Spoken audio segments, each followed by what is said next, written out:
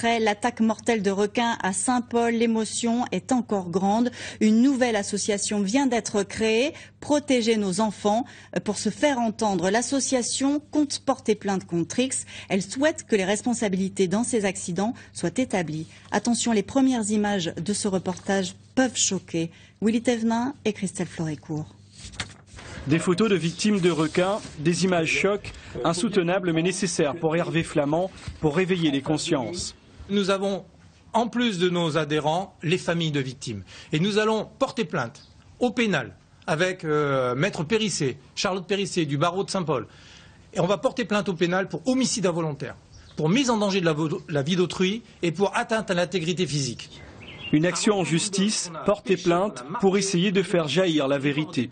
Mais il faut bien savoir de quoi on parle. Cette plainte contre X, le juge d'instruction devra faire son enquête avec la gendarmerie, ouvrir tous les dossiers et révéler des choses inadmissibles qui, si elles avaient été dites en temps utile, auraient empêché des morts.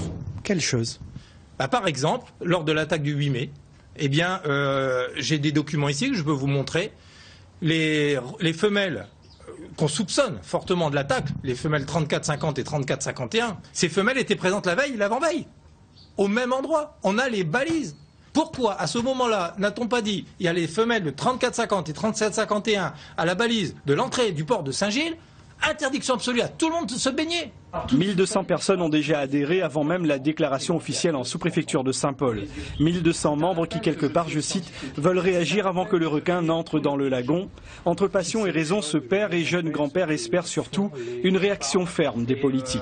Est-ce qu'on imagine que... Et entre hier et ce matin, 3 requins ont été pêchés au large de nos côtes dans l'ouest, 2 bulldogs et un tigre. Parmi eux, une femelle bulldog de plus de 3 mètres.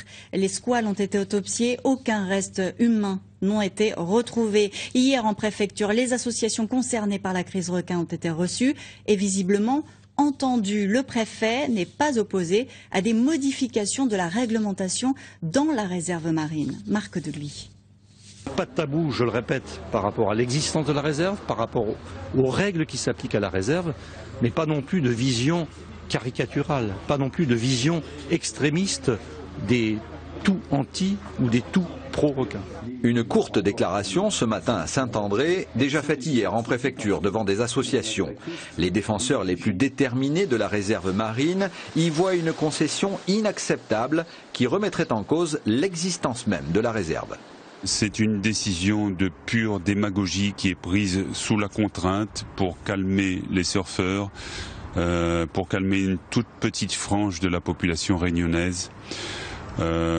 Si ça se fait, ça risque de réduire à néant les efforts de politique, d'associations, de bénévoles et de tout un tas de gens qui pendant des décennies se sont battus pour obtenir que soit mise en place à La Réunion une réserve nationale marine.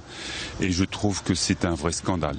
Les changements évoqués hier semblent pourtant loin de sonner la fin de la réserve marine. Il s'agirait entre autres de réintroduire des activités humaines dans le périmètre de la réserve, des aménagements de réglementation qui pourraient contribuer à éloigner le risque requin. Rétablir une présence humaine de façon raisonnée pour trouver donc ce juste équilibre entre les intérêts de l'homme et ceux de la nature dans le respect de la définition de l'écologie telle qu'elle nous a été enseignée depuis tout petit à l'école. Il ne s'agit pas de réduire ou de supprimer la réserve marine, mais simplement de la réaménager parce que nous avons ici une situation exceptionnelle et à situation exceptionnelle, il se doit de prendre nous devons de prendre des mesures exceptionnelles. Une option simplement envisagée par la préfecture, mais ce simple fait est considéré comme un pas de géant par les associations de prévention. Jusqu'ici, les services de l'État s'étaient montrés intraitables au sujet de la réserve et de son règlement. Et Thierry Robert, le député maire de Saint-Leu, est avec nous ce soir. Bonsoir. Bonsoir. Vous avez poursuivi l'État, le préfet en particulier, en justice pour, dites-vous, son inaction. Jean-Luc Marx vient de relancer la pêche au requin, parle d'assouplir les règles dans la réserve marine. Vous maintenez ce soir que l'État sous-estime la situation ? Il n'a pas relancé la pêche au requin puisque le dispositif après attaque vient d'être suspendu, après avoir pêché uniquement 3 requins. Pour vous, ce n'est pas suffisant. Mais c'est totalement pas suffisant, puisqu'aujourd'hui, je le répète, et je le dis depuis plus d'1 an, il y a une prolifération de requins aujourd'hui dans nos eaux. Une prolifération. Je donnais un chiffre tout à l'heure. Imaginez-vous que vous aviez 20 requins en 2008 20 requins femelles, sachant qu'ils font 10 petits à peu près par an. Ça voudrait dire qu'en 2013, il y en a 1000. Et comme on ne pêche plus, il y a donc cette prolifération. Et ces requins-là attaquent des êtres humains aujourd'hui. Il faut donc réguler cette population. Et il est bien évident que pêcher 3 requins, c'est uniquement pour calmer les esprits. Et tout le monde le sait. Les Réunionnaises et les Réunionnais, ce sont des gens intelligents, ce ne sont pas des couillons, si je peux m'exprimer ainsi. Donc on comprend bien qu'après chaque attaque, réunion de crise, et on prélève 2 requins. Mais vous préconisez quoi, une pêche intensive du requin ? Je préconise que l'État, puisque la dernière fois, lorsque j'ai sorti mon arrêté, le tribunal administratif a dit clairement, Thierry Robert, vous n'êtes pas compétent. Celui qui est compétent, c'est l'État. Donc aujourd'hui, je mets l'État devant le fait accompli et par ce référé liberté, je demande à l'État de prendre des mesures immédiates, non pas dans 3 mois ou dans 6 mois, mais immédiates pour réguler le nombre de requins et pour protéger les Réunionnaises et les Réunionnais et ceux qui vont dans la mer. Réintroduire une présence de l'homme dans la réserve marine, par exemple, c'est une solution ? Mais c'est une évidence. Non seulement c'est une évidence. Aujourd'hui, je vois que le préfet fait un pas en avant. Mais vous savez que l'année dernière, au mois d'août de 2012, j'ai rencontré le ministre de l'Outre-mer.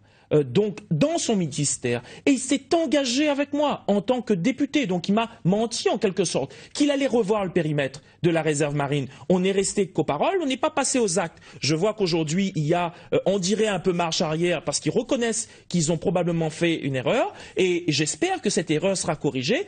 Je ne veux pas qu'on enlève complètement la réserve marine, parce qu'il est important de préserver notre environnement, notre écosystème, etc. Mais il faut revoir le périmètre, c'est indispensable. D'autant qu'il y a d'autres facteurs. On parle aussi de problèmes d'assainissement, d'eau usée qui se retrouvent en bord de mer, qui salissent, qui attirent les requins. Est-ce que vous, en tant que maire d'une commune, vous allez agir là-dessus ? Il y a plusieurs raisons, mais bien sûr, tous nous devons être mobilisés à éradiquer toutes les causes. Il n'y a pas que la prolifération du nombre, il n'y a pas que la réserve marine. Rapidement, quand on est maire, pour que l'assainissement soit meilleur. Vous savez que nous, par exemple, nous avons fait une station d'épuration, une nouvelle station d'épuration, parce qu'il y avait celle de Saint-Leu. Les ravines aussi apportent beaucoup de déchets. Et comment on règle ça ? Vous me tendez la perche et je la saisis au bon. Vous savez que lorsqu'il y a eu la réserve marine qui a été installée, l'État avait pour obligation d'aider les collectivités financièrement à traiter les eaux pluviales avant qu'elles soient jetées dans la mer. Est-ce qu'on a eu les moyens nécessaires pour le faire? La réponse est non. Donc, vous me permettez de le dire encore plus. Et d'ailleurs, je l'avais écrit déjà au préfet, pas celui-là, mais l'ancien, en disant qu'il faut absolument mettre un dispositif en place pour qu'on puisse nous accompagner à traiter l'eau pluviale qui se jette à la mer. Merci beaucoup d'avoir été avec nous ce soir, Thierry Robert. Cet après-midi, les proches